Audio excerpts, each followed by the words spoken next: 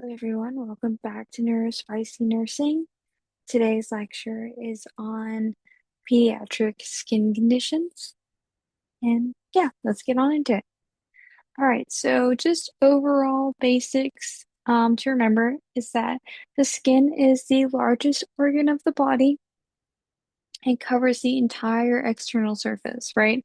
And that entire external surface makes up about 15% of the total body weight. Its major functions are going to be protection, sensation, and regulation of the internal environment. Into the different layers, this photo actually, all of the photos, like the skin that you see with like the labels and stuff like that, are from Canva. Um, it was just on the template. I thought they were perfect. So yeah, let's just get on into it. Epidermis. The epidermis is the thin outer layer of the skin. It's made of mostly dead keratinized cells.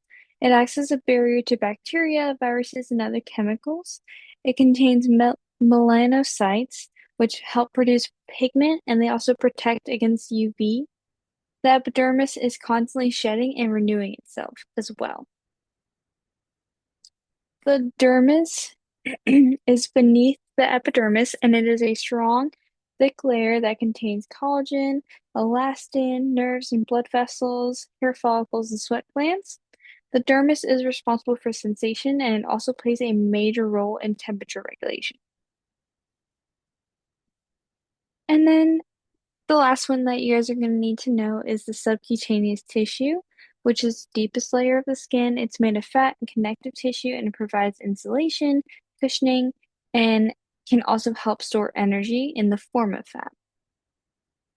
All right, so the major functions of the skin, we hit some of them already, but we talked about the protection of microbes, chemicals, UV injury. For temperature regulation, it's going to help regulating through blood flow changes and sweating, like vasodilation releasing heat and vasoconstriction conserving heat. There's also water retention to help prevent dehydration. The excretion of small amounts of urea, salts, and water through sweat as well. And then vitamin D synthesis, where UVB light helps convert the precursors um, of vitamin D3. Okay, temperature regulation.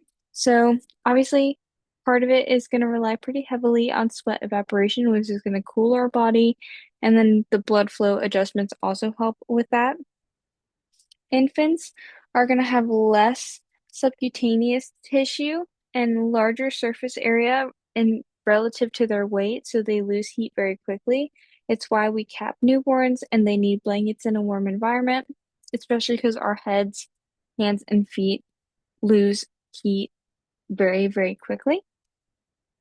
Raynaud's is a type of disorder that you see a very exaggerated vasoconstriction response in our small blood vessels, and that's going to lead to pallor or cyanosis in the fingers and the toes. All right, so the sensory reception. The skin, we already talked about, it's packed with sensory receptors. So we have mechanoreceptors, which are responsible for touch, pressure, vibration, nociceptors, which are for pain, thermoreceptors, obviously heat or cold, it makes sense with thermo. And also there are receptors that help with detecting textures. I have autism, so those are like hypersensitive on me. Certain textures just get me too much. I digress. But also, these receptors are going to help us by triggering the withdrawal reflex, like pulling away from something that's too hot or too sharp. All right, so getting into one of the actual conditions, we have acne. Acne is going to involve excess sebum, which is oil production, blocked follicles, the growth of Cutibacterium acne, which is bacterial acne, and it is hormone driven, especially in adolescence.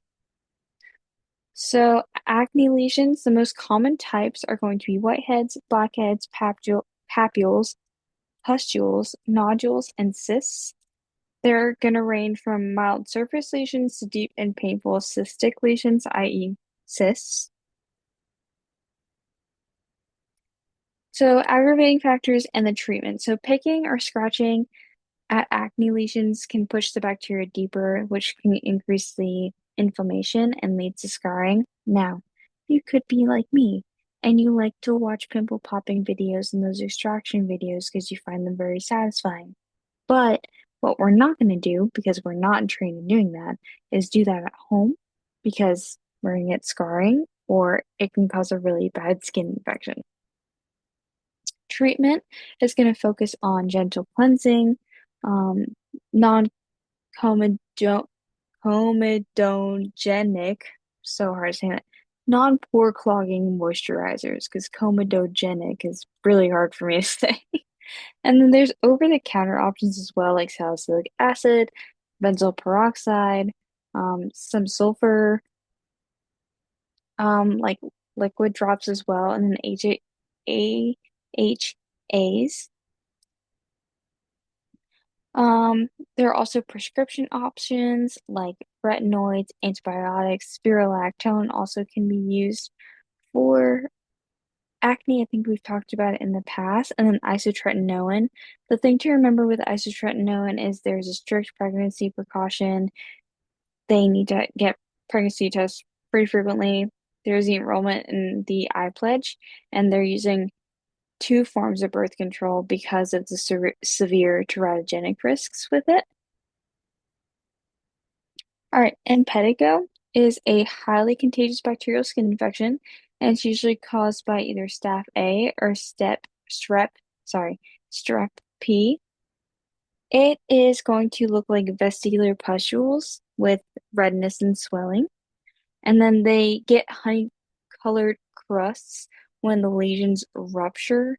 They are itchy, and scratching it actually spreads the infection, kind of like when we were talking about acne. Impetigo spreads through obviously touching the lesions, any shared towels, bedding or clothing, and poor hand hygiene, and it's especially common in children, and it can spread very, very quickly in close contact environments. Impetigo treatment depends on the severity. Mild cases are going to be topical antibiotics. Severe are going to be oral antibiotics. And patients are usually no longer contagious after 24 hours of antibiotic therapy. All right, here are my resources. And that's it for this video. I will be posting a little bit later this week. Upload schedule is changed a little bit just because I'm moving and I'm starting work and everything, but I will be getting those done. I know that these are not as in depth as they normally are. I'm not as in depth as I normally am, and these are not as in depth as I normally are.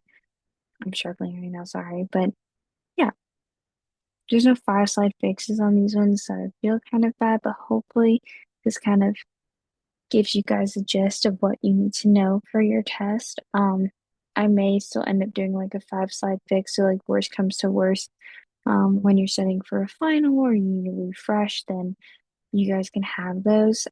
I just gotta figure out like what I would do it on. Maybe not anything skin related. It would probably be more musculoskeletal, but I'll figure it out. But anyways, yeah. Thank you guys for listening, and I'll see you in the next one.